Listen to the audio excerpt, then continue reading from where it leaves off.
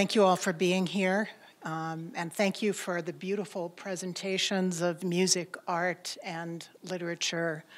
I think that they epitomize a portion of what Mrs. Haury was found so important. It's coincidence, but I think not coincidence, that you spoke about humanism, because I think Mrs. Haury at heart was a humanist. And I wanted to reflect for a few minutes about what that means in the context of this program. So humanity, as I think about it in the context of last night's compelling dialogue between Daniel Ellsberg and Dr. Chomsky, and the beauty of what we've heard here this afternoon, humanity is a mass of contradictions. We like to think of it as kind of a behemoth, a massive single thing, but actually it's comprised of individuals, and in its manifestations in the individual level and at the institutional level, it's both wonderful and terrible. And I was reflecting on this. Humanity brings to us great beauty, diversity, ingenuity, culture and the arts, compassion, love, hope, curiosity, creative power, music, literature, and eventually and ultimately perhaps empathy, the ability. What makes us human, I think, is fundamentally what allows us to connect with someone other than ourselves in a way that is sometimes unimaginable, because we live in our little bubbles of ego and we walk around thinking that we're everything there is and everything else isn't very important. Hopefully we don't do that all the time, but I think we do it a lot. Humanity is also terrible. It manifests hatred, injustice, cruelty, greed, corruption. Last night, our speakers talked about the twin threats to humanity, nuclear holocaust and anthropogenic climate change. Pretty big problems, pretty terrible consequences to contemplate.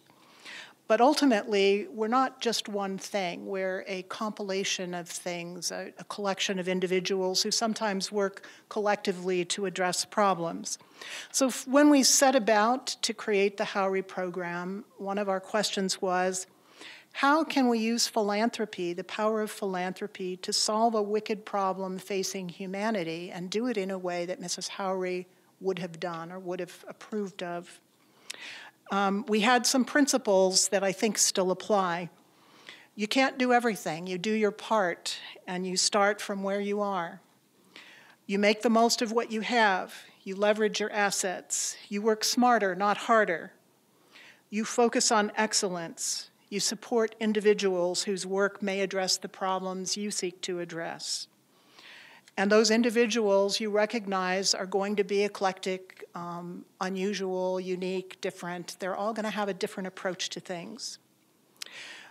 We observed that the university is a place that brings together that which is best about humanity.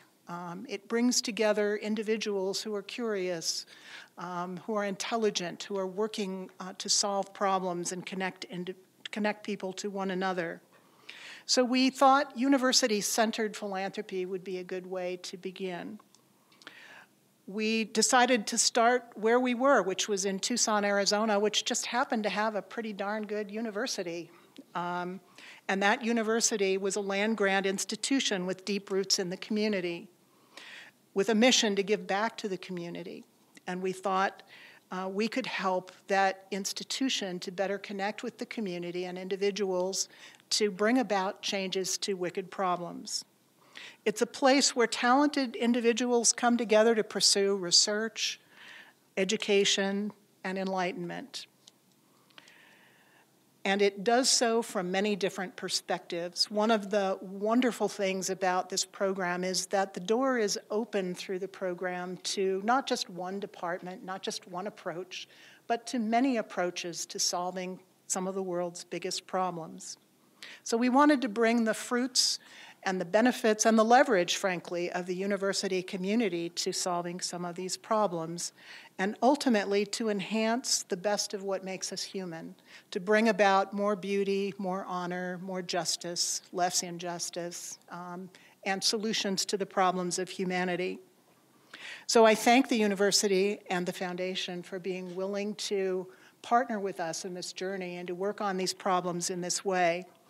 And I want to thank in particular the 3 teams of extraordinary individuals who have spent a great deal of time and effort and imagination and ingenuity to bring their own approach to identifying what particular problems they want to work on, how those problems can significantly affect people in this community using the power of the partnership between universities and individuals, and how they can bring about, how they can work from where they are and who they are to bring about change in a good way for the benefit of humanity.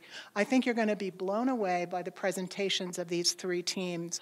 And I'm here to say on behalf of the judges that each one of these proposals you could fund happily without qualm or question, and it was very, very difficult for us to come up with a preliminary assessment of the relative merits of each proposal. And part of the beauty and challenge of this process is that they're all different. They each take a different approach with different people to slightly different problems. And we are just so pleased to have had the opportunity to bring these 3 teams together to present their ideas and information to you. And I would encourage you and challenge you as members of this audience and members of this community to recognize that whatever we do to fund a proposal, there'll be 2 that go unfunded, and we as a community should be thinking about how we can get together and get some funding for those proposals and solve all of these problems. Not just the one that ends up getting the funding from this program. So thank you so much to all of you for being here, to JP and the foundation for supporting us, and to the university. And I hope you'll enjoy the presentations as much as we will.